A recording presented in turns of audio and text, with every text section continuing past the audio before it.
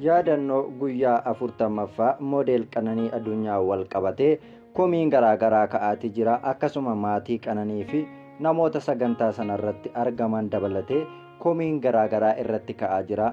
Maddi komii kanaa maali? Komii kana maaltu kaasee? Komiin kun sirriidha moo sirrii miti kan jedhu kan waliin ilaallu ta'a.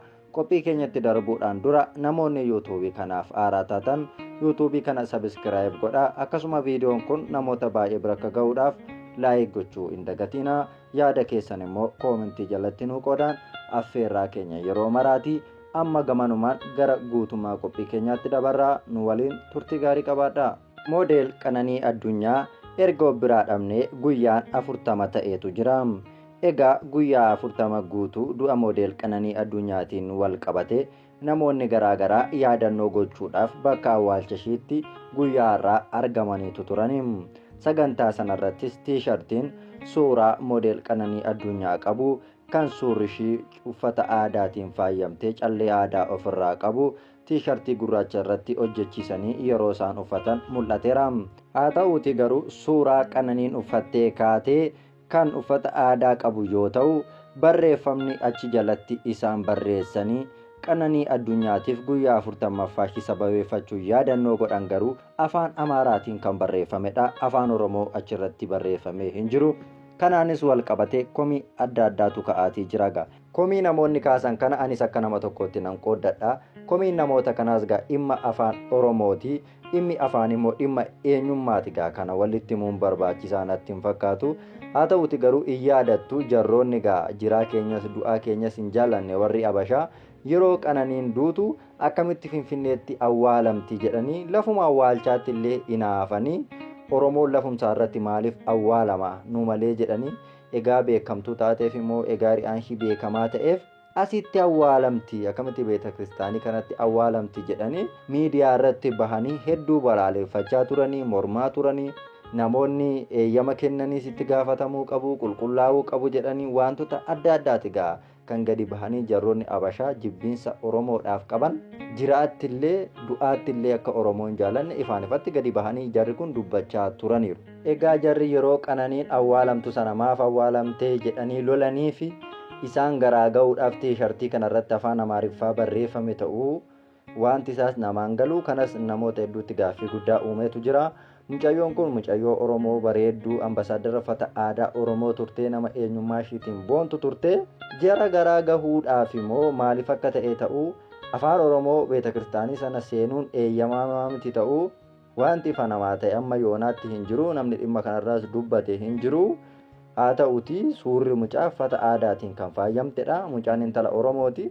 Jalatti immoo barreeffama afaan Amaariffaa warra jiraattis du'aattis nun jaalanne sana afaan isaanii achirratti barreessanii yaadannoo ishii gochaa oolanii jechuudha. Namoonni tiishartii kana uffatan marti isaaniiyyuu Oromoodha. Ijoollee Oromooti.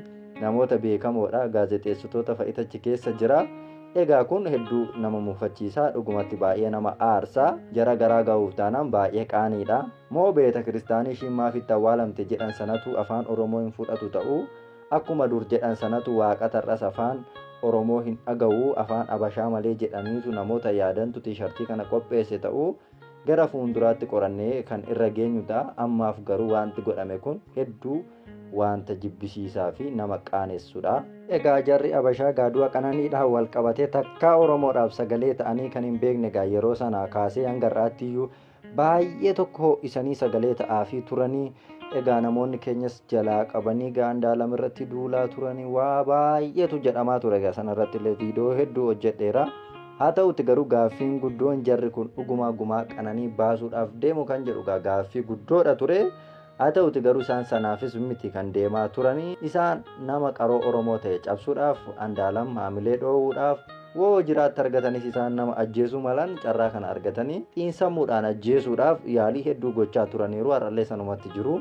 Gama kiyyaan immoo shakkiin tokko ani qabu tokko warri Habashaa baay'ee tokko ol kaasanii Andaalam irratti waan duulaa turanii fi haqi yaabuu jedhanii suuraa garaa garaa ol gadi oofanii waan duula gaggeessaa turaniif isaan garaa ga'uudhaaf maatii dhumtitti yaadanii tiishartii kana hojjechiisan ta'uu hiriyootumshiitu akkas godhe ta'uu kun amma yoonaatti waan barame miti. Garuu wanti godhame kun maatiin isaa hojjechiisanii hiriyoonni Qananii isaa hojjechiisanii wanti isaan godhan kun garuu waan baay'ee jibbisiisaadha. Jibbisiisaa bira darbee baay'ee qaanessadha akka sabaattu. Afaan mataa keenyaa qabnaa, aadaa mataa keenyaa qabnaa.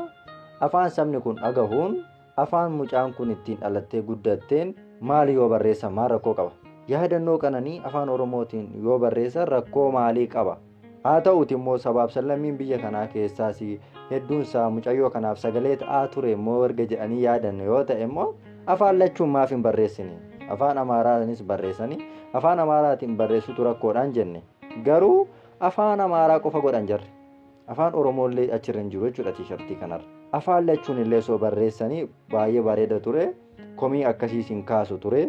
Tiishartiin kun dogoggoraanis waan hojjetame waan fakkaatu miti.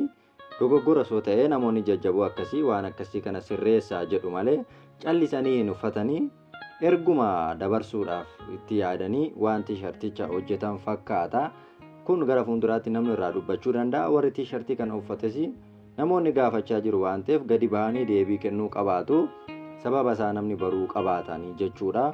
Haa ta'uti garuu namni keenya garuma fuulduraattuu abashaa garaa gahuudhaaf jedhame waan abashaa kana godhachuun sirrii miti, dhaabbachuu qaba. Jaarraa tokko oliidhaaf gaasin abashaadha jedhanii gita bittummaadhaan maqaa nuti ofii waamne nu waamaa turaniiru. Amma garuu nuti sanaanis ofii waamnu akka abashaattis hin jiraannu. Nuti saba of danda'e Oromoodha. Akka Oromootti jiraanna. Afaan Oromoo qabna, aadaa Oromoo qabna, seenaa Oromoodha qabna jechuudha. Abashaa wajjin afaanis walitti hin qabnu, aadaas walitti hin qabnu, seenaas walitti hin qabnu jechuudha. Kanaaf dogoggora akkasiirraa kan darbeera asuma dhufuuf namoonni biraayyuu wantoota akkasii kanarratti of eeggachuun baay'ee barbaachisaadha. Keessattuu gama beeta kiristaaniin ammallee rakkoon isuma durii sanatu jiraanan arga yeroo hedduu waanuma afaan Amaaraa kana, waan afaan Amaariffaa kana, waanuma akkasii kana godhu namoonni yaadannoo akkasii keessumatti gaafa godhan afaan Amaariffaatiin godhatu. Ani akka dhuunfaatti dhimma kana gadi fageenyaan hin beeku.